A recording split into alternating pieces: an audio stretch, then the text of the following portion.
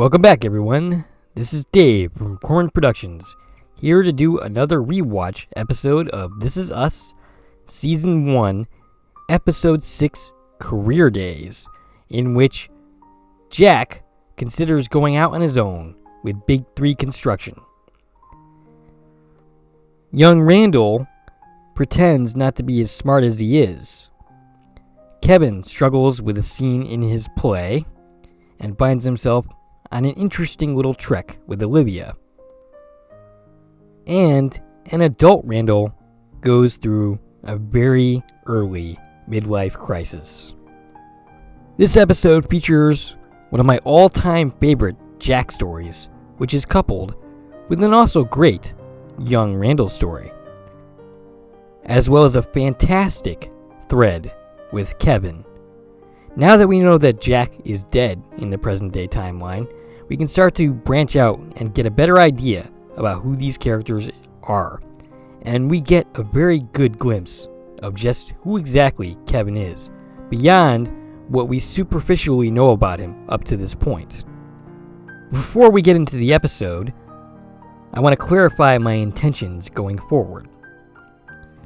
For the next 3 weeks, which includes this one, I plan on continuing to do the rewatch videos for the series, which will hopefully debut on Monday, barring some kind of problem. That will bring us up to the episode Pilgrim Rick. And all 3 of these episodes are ones that I am totally excited to talk about because there's a lot to discuss. After that, the new season of This Is Us will resume, and I will continue to do video reviews and commentary on this coming season. I hope to do the entirety of Season 5. It'll be the first complete season that I've done up to this point. I'm also toying with the idea of continuing to do the rewatch episodes of Season 1, in addition to the new episodes. Now, some of that will depend on how the rewatch video does performance-wise while running around with the new season. If the rewatch video gets like 14 views, I'm unlikely to continue to do them while the current season is running. But at that point, I will be sticking to a Monday schedule for new episodes and Wednesdays for rewatch videos, as well as whatever other random videos I decide to do. As of now, that is my current plan going forward. If you'd like to be notified about when I drop new content, including This Is Us videos, please subscribe to my channel and perhaps tap the bell icon. I remind people before going forward that this is not a spoiler-free video.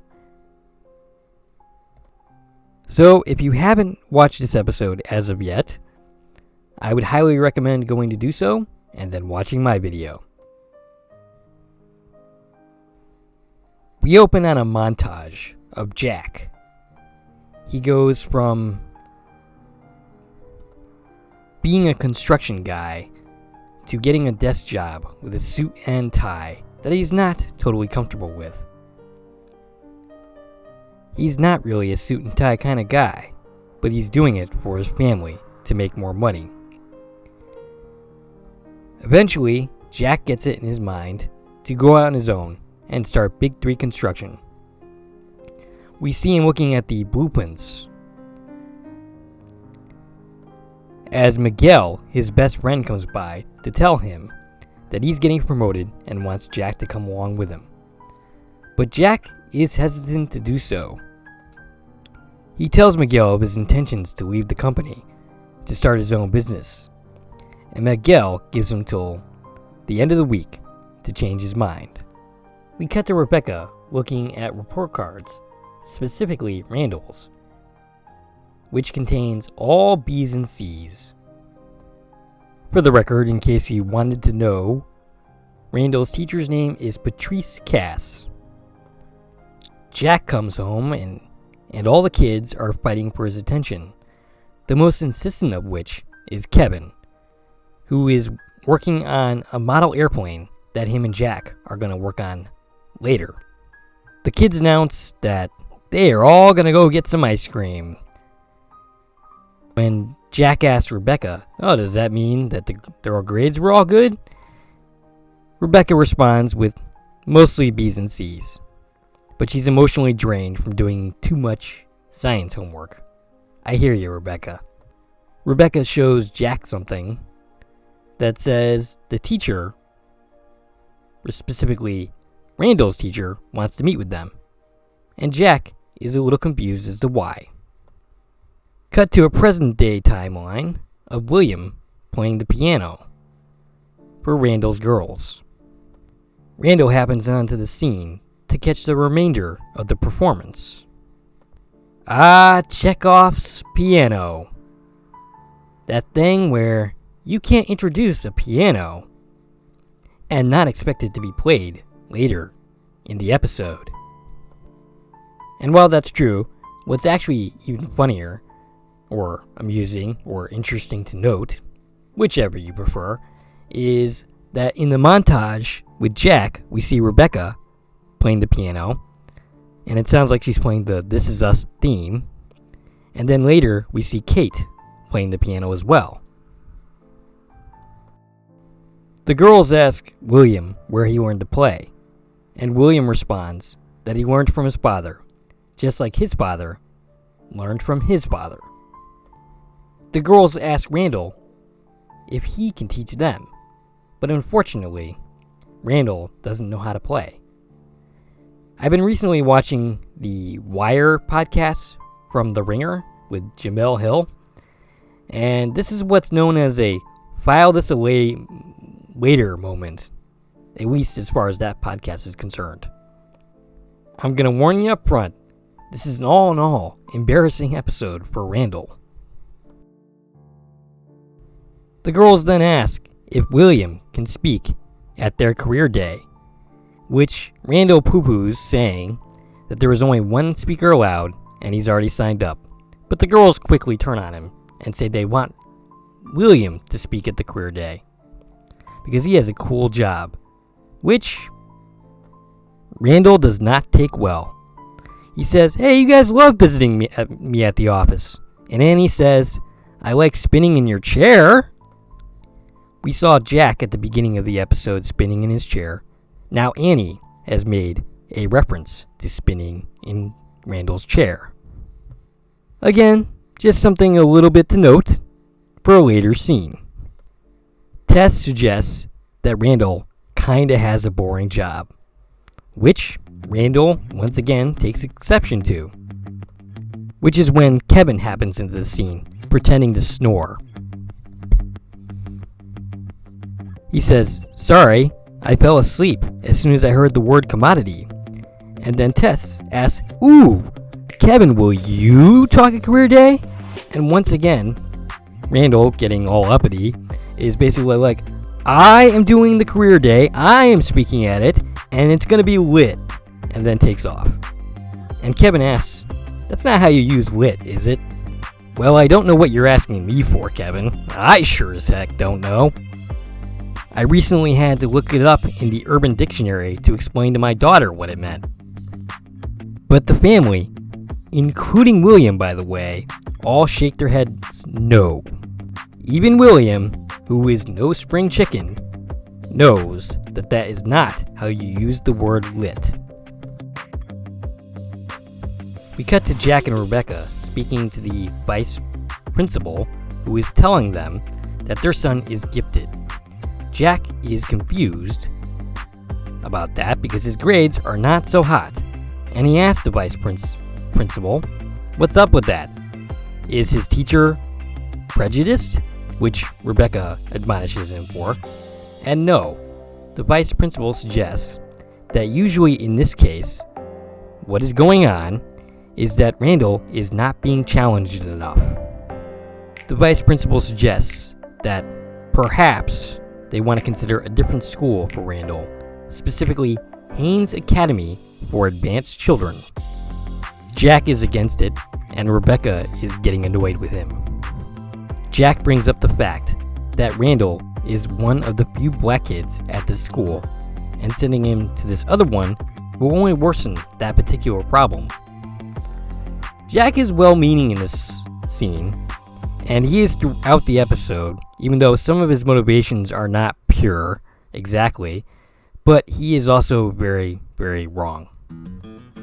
Jack asks if Kate and Kevin can also go to this school, which the vice principal gently tells him that no, they themselves are not gifted like Randall.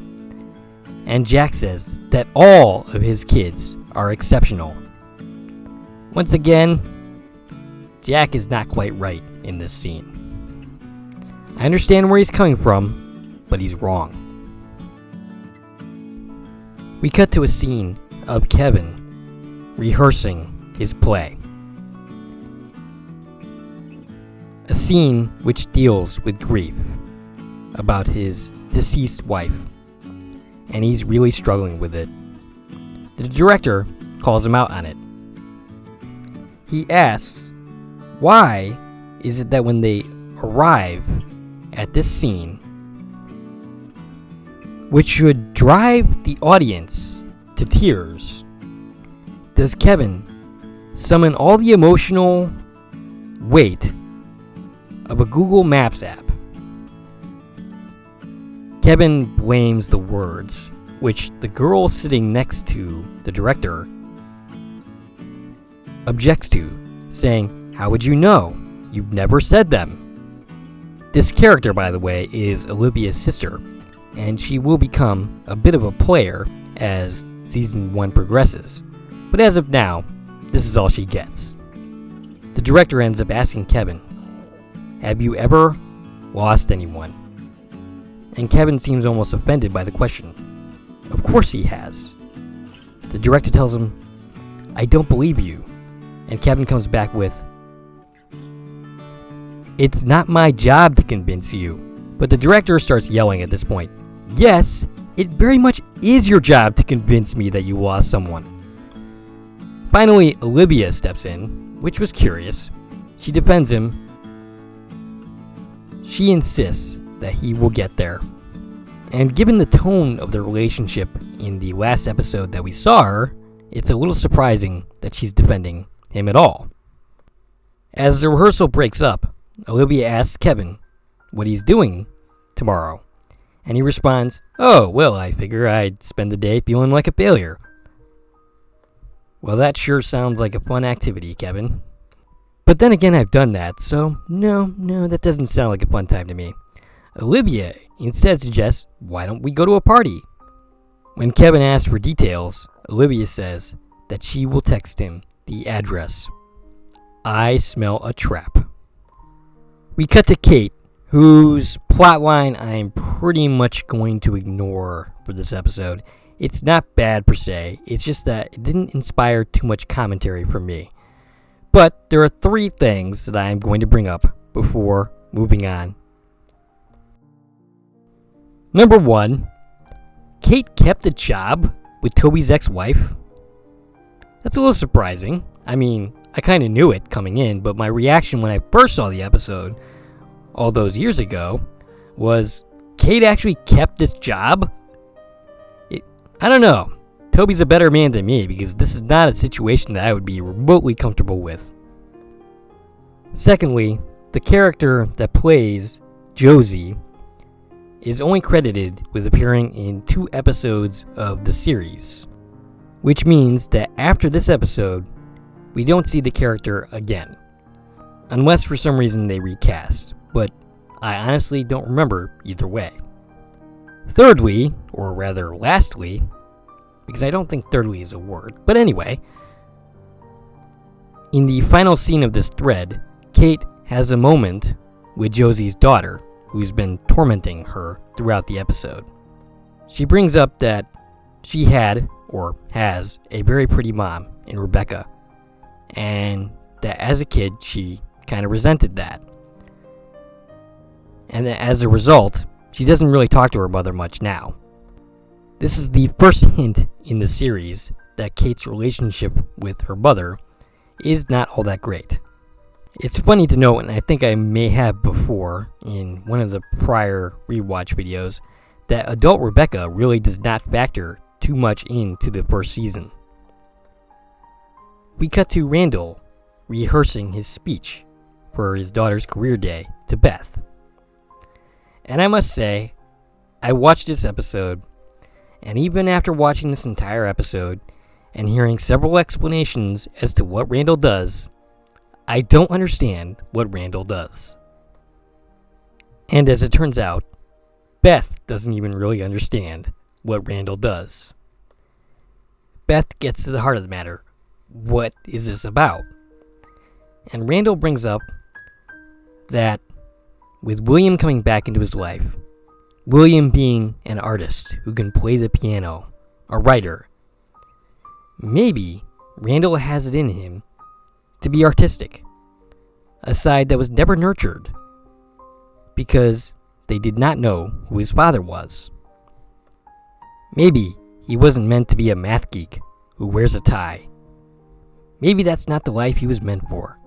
Maybe he was supposed to be a musician like his dad. As Randall talks about this, he gets the sense that his wife is making fun of him. And Beth says, no, your biological father just came back into the picture, and it's normal for all this stuff to get stirred up. It's normal to be thinking about these things. And she encourages him to maybe stretch his legs a little bit and see what's there, to explore it. Starting with the presentation for the 8-year-old's career day. I kind of have to note, or want to, that Beth has a really crazy way of getting off the bed. She sort of slides off it onto the floor and then gets into a standing position. It's really interesting to watch. It eventually gets to a point where it becomes very clear that Beth actually is kind of making fun of Randall a little bit, that she's enjoying the early midlife crisis, saying that it is so Randall. And it really, really is. We cut to Kevin, who's standing outside the address that Olivia sent him to. And he notes that people are sad. He's smart and empathetic enough to notice that, but dense enough not to get a clue that he's been tricked. Olivia brought him there to a funeral of someone that neither one of them knows. They are gatecrashing a funeral. We cut to Jack and Rebecca checking out Haynes Academy. And Jack seems like an unwilling participant. Jack asks, "What are we doing here?" And Rebecca says, "We are here because your wife, do you remember her?" And Jack responds, "Yes." It rings a bell. Wants to check out the school. Jack's first comment is that this school is whiter than Randall's already pretty white school. He says that the kids look like little Nazi robots. I think that's a little bit extreme, but whatever. I have no doubt that this concern he's expressing now is at least in part Jack's hesitance towards Randall coming here. But there is definitely more to it, which Rebecca eventually calls him out on. Jack points out a kid who has a briefcase, and he suggests that no kid should be having a briefcase. Rebecca says that it's cute. But then Jack says, "Now, but then the next thing you know, you're trapped in a cubicle the rest of your life." Which is what finally clues in Rebecca that this isn't about Randall at all. I mean, some of it is, for sure, but there's more to it. Jack says that he was thinking about branching off on his own, forming his own company, which is risky. It might mean less money for him in the long run. Rebecca suggests that he should do it. But here's the thing, and Jack knows this, and this is a good chunk of his motivation. If they send Randall to this school, it's going to cost more money, and he's not going to be able to afford to go out on his own. He's going to have to put his dream aside. We cut to Kevin at the memorial service. Kevin does not yet know that Olivia doesn't know the deceased, but he's about to. And then they meet the widow, Grace, played by Grace Hagen, who has 152 credits to her name, a pretty recognizable character actress. I can't even tell you where I would remember her from, because she's been in quite a few things that I would have seen. The wife asks if they were students of his. Olivia jumps in and says they were, and that Kevin and her met in his class. Kevin manages to squeak out a single word during this scene. He's clearly 100% not comfortable being here and being in this situation, and I really don't blame him. Later, we see Kevin, who is extremely mad at Olivia, going to find something to drink, where he runs into the widow. She smiles at him, and he starts to make an apology for basically stealing their alcohol. And Grace says, "People keep bringing me things, like I'll forget how to cook." She says there's no room in the refrigerator, and she doesn't know where to put all Frank's food, Frank being the deceased. Kevin walks over to her and notes the pickles in the fridge. Grace laughs. She says that she hates pickles, but Frank loved them. She continues talking, and Kevin is mainly listening, full of empathy. And this is one of the reasons why I loved Kevin as a character so much, and why I still do. Because he has an uncanny ability to connect with just about anyone, even someone he's known for like 2 seconds, as is the case with Grace. Grace starts to cry, and Kevin says, "I like pickles," in an effort to be comforting. And Grace cheerfully gives him the pickles. She then asks, "How do you feel about sports coats and holiday ties?" She asks Jeremy, her son, and apparently he doesn't want anything of his dad's. Kevin asks how old Jeremy is, and she responds 15. Kevin remarks that 15 is tough to have to lose a parent. And Kevin would know, though we don't know that Kevin would know, because we have no idea when Jack died. Not at this point anyway. Kevin brings up the fact that he and his father used to build models together. It was a way to strategize alone time with Dad, which he had to do with two other kids to contend with. He would pick the most complicated plane in order to maximize his time. He says that eventually there was an entire fleet of airplanes. And when his father died, he threw all of the models away. He starts to get emotional. He says he doesn't know why he did that. Grace asks him, "You were how old?" And Kevin doesn't answer the question. He says it was a long time ago. And I'll admit, the first time I watched this episode, I kind of laughed at that response, because that doesn't feel like how someone would actually respond. It feels like the writer's being evasive. I could be wrong. Maybe somebody would actually respond like that, but Kevin knows for sure when his dad died. There's clear guideposts, what was going on at the time, that act as a beacon for knowing exactly when his father died. He brings up the necklace that he's currently wearing. It was his dad's. After he died, he didn't want to wear it. He didn't even want to look at it.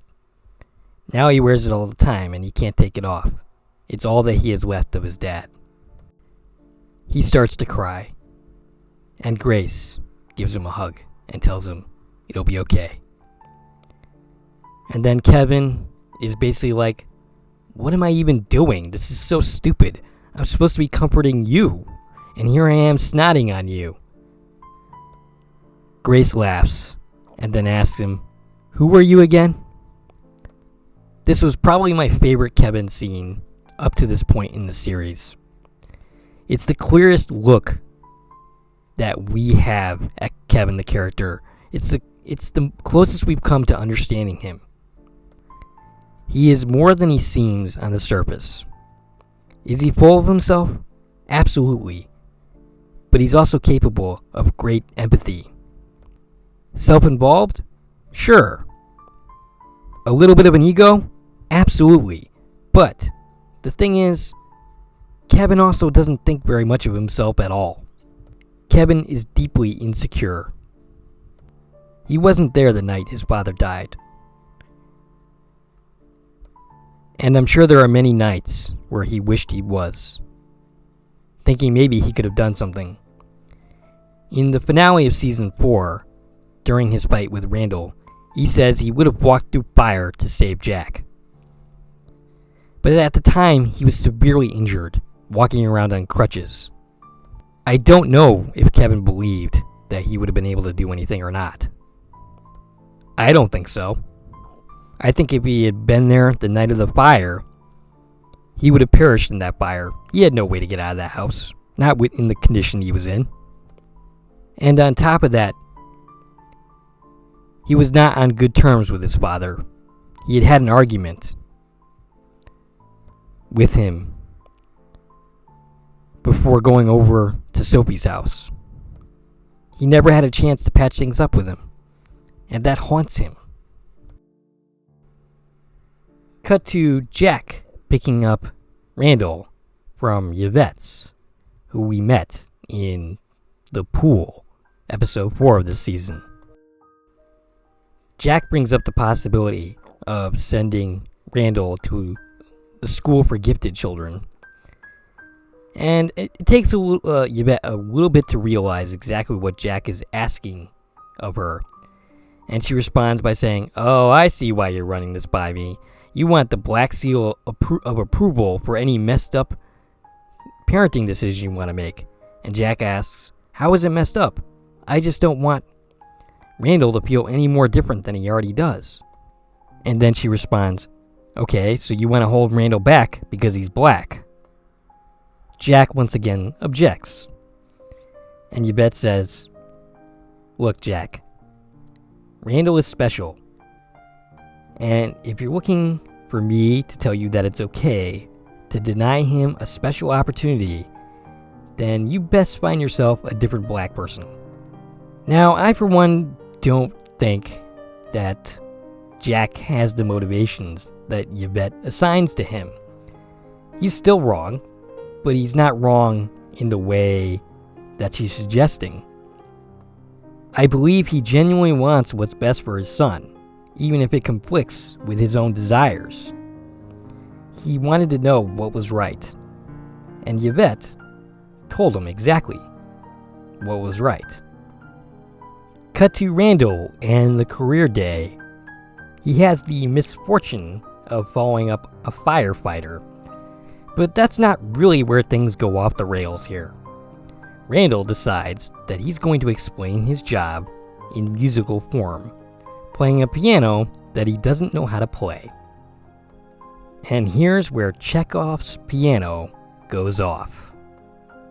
I haven't seen every day of Randall's life, but I have to imagine that this is one of the most embarrassing days of his life, or moments I should say. His recent dancing on a webcam in front of hundreds of thousands of people probably ranks number 1, but this is definitely up there. Beth and the girls, along with William, react like they're watching a slow-moving car wreck, except they do manage to shield their eyes and turn their eyes away from the disaster that is happening in front of them. Cut to Kevin sitting alone in a bedroom. No idea whose room this is, but he's hiding and feeling his emotions as Olivia finds him. He's pretty mad at her. He asks why, and he responds, we shouldn't be here. But that's only part of it. He's really angry because she brought him to this place, which dredged up a bunch of feelings about his father dying that he doesn't want to deal with. Kevin buries all of his pain, as far as it'll go. On the surface, he'll tell jokes and be charming and put on the smile, but deep down, he feels a great source of pain that he would rather not deal with. It's why he becomes an alcoholic, or at least part of it. His dad was also an alcoholic, and so was his father. So as Leo McGarry would say in The West Wing, it ain't nothing but a family thing. His burying of this pain is the exact reason why he can't perform the scene of grief in the play, because he doesn't want to access those emotions. Olivia asks him, why do you bury it instead of using it? And she says that she's finally seeing the real person that he actually is for the first time. And for that matter, so are we. I mean, we've certainly seen glimmers of it here and there. But this is the first time that we are seeing him in the raw, without his defenses. Olivia and Kevin end up making love on this random person's bed, which just ups the messed up nature of this entire adventure even more. It's bad enough they were there in the first place, but now they're going to make love on some random person's bed at a memorial service. Cut to young Randall and Jack at his office. This is probably one of my favorite scenes of the episode. The scene with the widow and Kevin is definitely tops in this episode, but this is a very close second. Randall is pretending to do business on Jack's phone. Jack tells him that he needs help with something. Jack shows him blueprints for a house that the company is making, and he isn't sure how much 2x4s he's going to need. And Randall instantly tells him the answer. But when Jack asks a different question, Randall suddenly plays dumb. Randall pressures him to give him an answer. Even goes as far as to say, "Damn it, Randall, tell me the answer." And at that point, Randall tells him. And Jack knows that he's right. This entire thing was a ploy to test Randall. And Jack asks, "Why are you pretending not to know these things? Why are your grades not as good as they could be when you're as gifted as you are?" And Randall replies, "If he gets higher than B's and C's, he'll get ice cream, and Kevin and Kate won't." And he says this through tears. His concern is not about being different from his classmates. His concern is about being different from his brother and sister. Jack tells him that he and his mom always tries to treat the kids the same, and it doesn't always work because they aren't all the same. He says to Randall, "You're adopted. We don't talk about that enough." Because to Jack, he is every part his son. And he says, "Maybe I don't want you to stand out." But he wants Randall to know something. He wants Randall to stand out. He wants all of Randall to be as different as he possibly can be. Jack tells him that he loves him as much as a human heart can. And he says, "You are an exceptional young man. Don't let your dad's poor choices make you afraid to be different. and they hug. Exceptional scene. Lonnie Chavez as the preteen Randall is probably the best actor of the three kids. We cut to Randall sitting in the dark. William finds him looking amused. Randall is sitting over the piano, and William says, "It sounds better when you put your fingers on it." Well, maybe not when Randall does it, but anyway. Randall says, "You know those movies where someone isn't very good at something and they want to be better, so you see a montage of them practicing and getting great?" William says that yes, he's seen a movie like that or two. And Randall says, "I think I skipped the montage." They share a little chuckle. And William says that when Randall first told him what he did for a living, he didn't understand it. But the passion with which he spoke about his job is the same passion he saw in musicians and poets when they talked about their jobs. William offers to teach Randall about the piano, and Randall seems ready to take him up on that offer. But William says, "Oh, not tonight, it's too late for that," and Randall agrees. We cut to the past timeline, where the kids are getting ready. Jack is helping Randall put on a tie to go to the school for the gifted. He's in fact teaching him how to put on a tie. It's going to be his first day at the new school. Jack, having decided that the right thing is to keep going to work every day, to accept the offer from Miguel,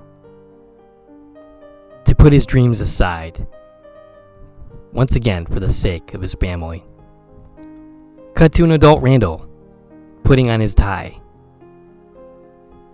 He comes out to see his family, and he says to them, "My dad put on a tie every day because he had to. I put on a tie because I want to." And then he says, "Okay, Daddy." He then says that he's going to be taking piano lessons and that he hopes the family will support him. He tells William that he doesn't think introducing the dynamic of him being a teacher to him is healthy at this point. And with that, Randall exits the scene. His family fully aware that his midlife crisis continues. We cut to the final scene with Kevin and Olivia. Kevin brings Olivia a cappuccino, and she says to him, "We're not going to be engaging in the lovemaking anymore. And I want you to feel that loss. I'm your wife, and you are never going to touch me again." This is in addition to the little lesson and adventure that she took him on at the memorial service. Now, I gotta say that I never really liked Olivia as a character. Not necessarily for what she does here, but I just don't like her in general. And there's at least a small contingent of the fans that felt the same way I did.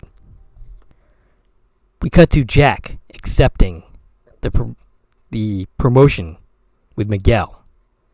We see him in the office.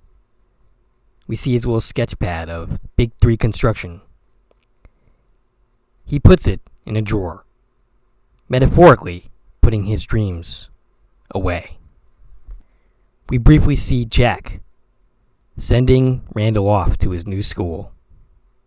And in the final shot, we see Randall spinning in his little chair, as Jack once did back in the day. And that, my friends, is all I have for this episode. Good thing, too, because this is getting pretty long, almost as long as the episode itself. As you can see from the length, I was quite fond of this episode. I actually loved this episode. The first season of this show really was just pure magic. If you like this video and want to support my channel, there is a few ways that you can do so. For starters, you can like and share this video. You can follow me on Twitter at coreproductions.com, or you can join my Facebook group at Corman Productions. In addition to that, you can support the channel by buying something from the Corman Productions store at Zazzle. And finally, you can subscribe to my channel. This is Dave from Corman Productions, signing off.